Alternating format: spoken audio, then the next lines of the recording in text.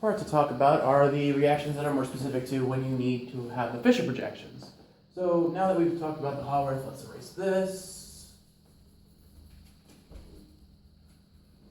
Okay, so let's say I still start with this ring.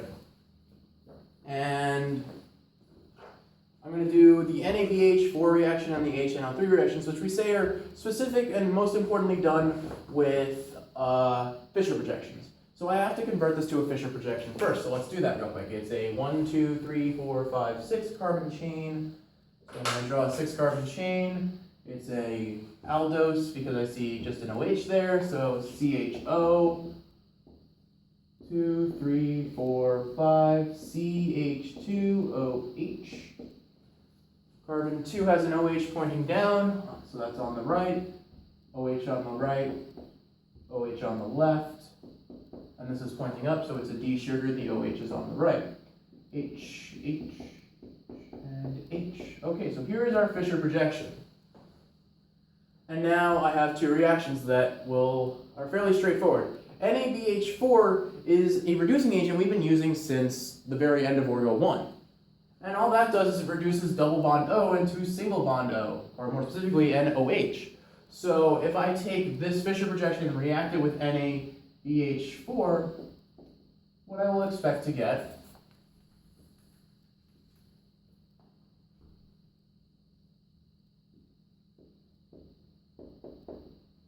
is CH2OH.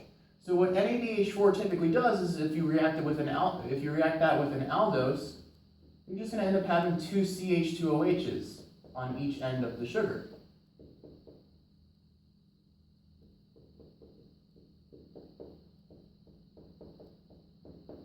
So this would be the sugar I get, or rather this is what I would get after the reaction with NABH4. The CHO just gets converted to CH2OH. Now let's do the same thing, but with, or let's do the next reaction, that's HNO3. HNO3 is a oxidizing agent, and something akin to Jones reagent in the fact that it's a good, strong oxidizer. Now, it's not going to oxidize every OH in this molecule. It's only going to oxidize the bookends, the two things on the very end, the CHO group and the CH2OH groups, which means what it's going to oxidize, because it's a strong oxidizer, it's going to turn both the CHO, or any CHO, and any CH2OH groups on the ends into COOHs, carboxylic acids. And I'll draw out what those look like in a second. So a COOH is akin to a carbon with a double bond O and an OH, or carboxylic acid. So it would look like that. And that.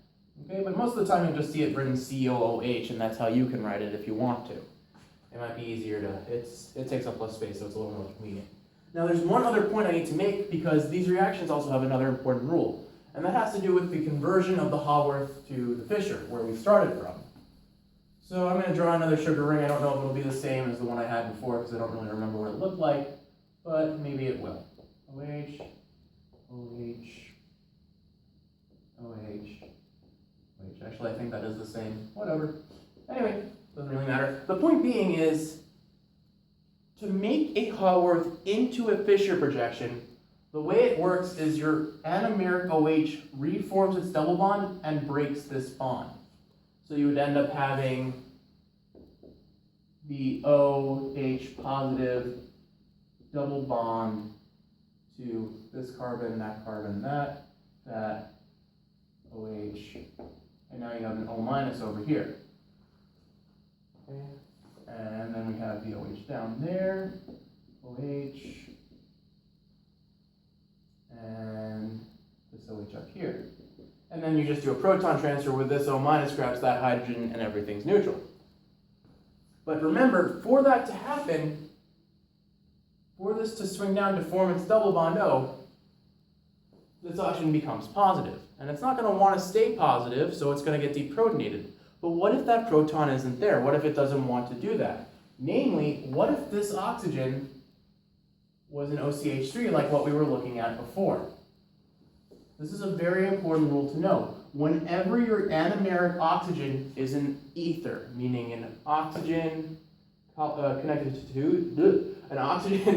to two separate carbons. So typically it's the OCH3s or the O carbon chains coming off of it.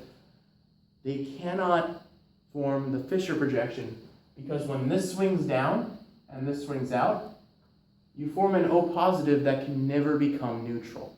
And that means the O minus you make, well, let me draw that out. OH. So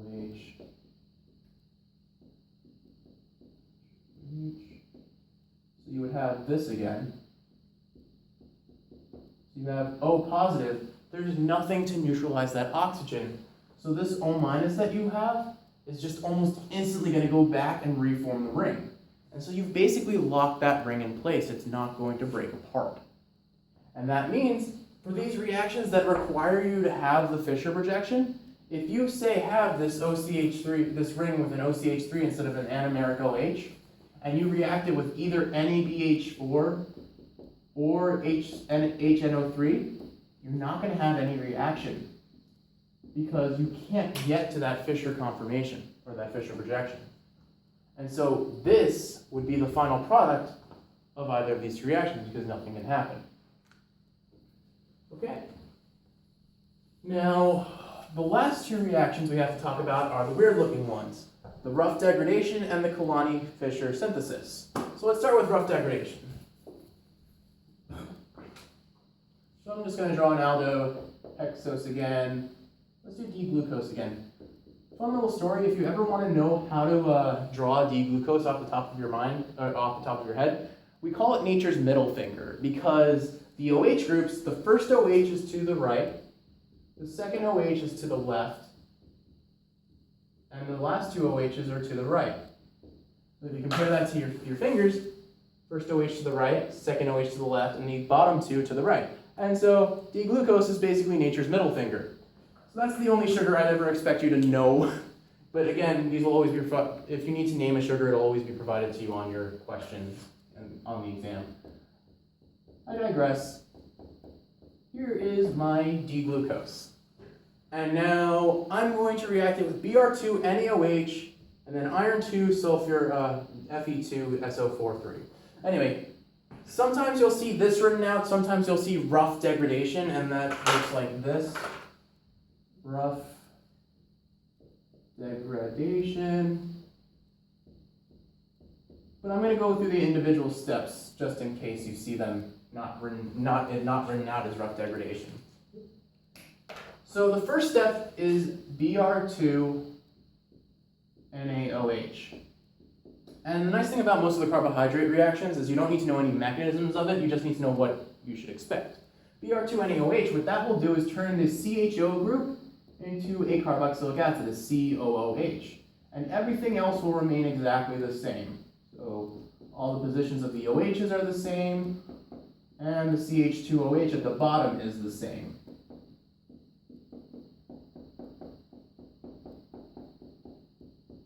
Okay? The next step, the iron sulfate reaction, so the Fe2SO4 what that will do, I'm running out of space because of how I wrote this, I'm going to do it here. Really, whatever. I'm going to rewrite this so there's more space. Sorry. So I had equal to CHO.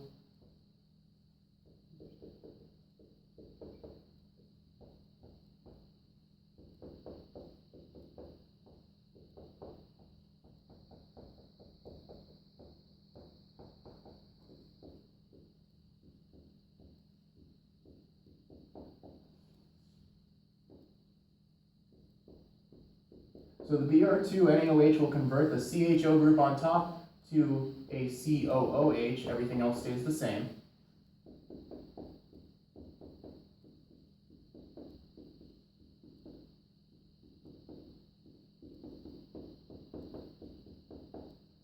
And then the second step, that iron stuff, wow. The reaction containing iron will,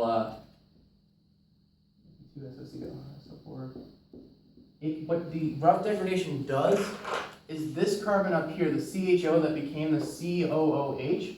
You chop that carbon off. So the rough degradation will always decrease the carbon chain by 1.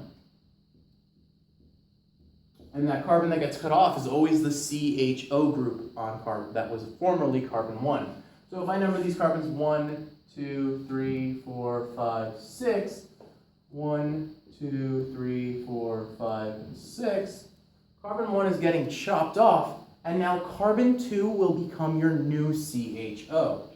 Which means if I'm going to draw this out, here's carbon 2, CHO, and all the other carbons remain the same. 1, 2, okay. And then I have an OH on the left, or right, OH on the right, and OH on the left. So if we number these, here is carbon 2, carbon 3 was an OH on the left, carbon 4 was an OH on the right, carbon 5 was an OH on the right, and then CH2OH. So what the rough degradation does is it chops off carbon 1 and turns carbon 2 into your new CHO. The Kiliani-Fischer synthesis is basically the reverse of this. It adds a carbon. So let's go in the opposite direction. So I'm going to start from this sugar over here that we drew, and we're going to talk about the Kiliani-Fischer now. I don't really know the spelling of this, so pardon me if I mess it up. Fischer synth.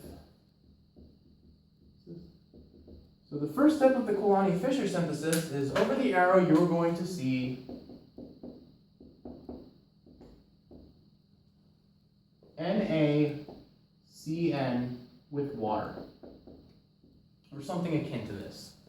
And what this does is this CN minus attaches to this carbon. And remember, CHO looks like this, a double bond O and a hydrogen. So CN minus attaches to this carbon, and these electrons swing up to the oxygen, making it an OH after a protonation step. So what you end up getting is, if I number these carbons 6, 5, 4, 3, 2, let's say this carbon over here is carbon number 1. And so what I can expect to get now is CH2OH. The CN will be added at the very top. And then you have the other carbons. So the positions of the OHs will remain the same, but there's an important point to make about carbon 2. So 3 and then 2. Now I'm going to leave 2 blank for a second and just number for now. So I did not put that OH. Okay, and so I have 6, 5, 4, 3, 2, and 1. Now remember something. We talked about it before, but whenever you have a C double bond O, or any double bond for that matter, it's flat. And when something attacks it, it can attack from the front or the back.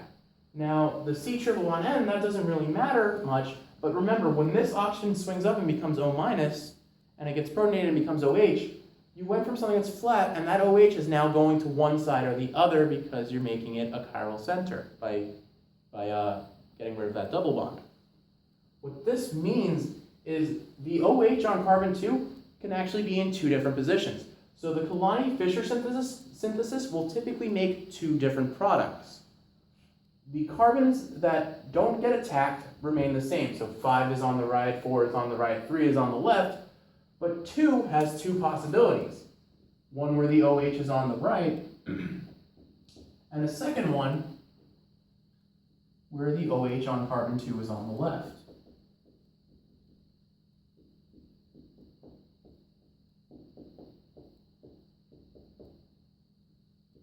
So you would have 2 different possible products from your Kiliani-Fischer synthesis. Well, there's still one more step though, because the second step, I'm not sure how they're going to teach it, but basically if you ever see NaCN, H2O, this next step is what brings the reaction home. I know there will be some water involved, and usually some kind of reducing agent. So I'm using H2PDC because that's what I saw when I looked it up on Google. But what happens here is that CN group now becomes a CHO, which is what you'd expect if you want to end with an aldose. So your final product of the Kiliani-Fischer synthesis in these examples would be,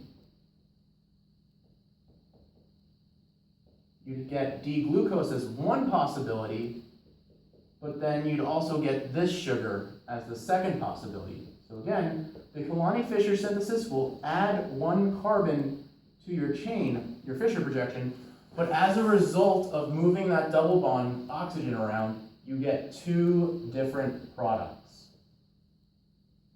The technical term for this would be epimer, because it's only differing by one stereocenter. And that's the gist of general reactions for carbohydrates.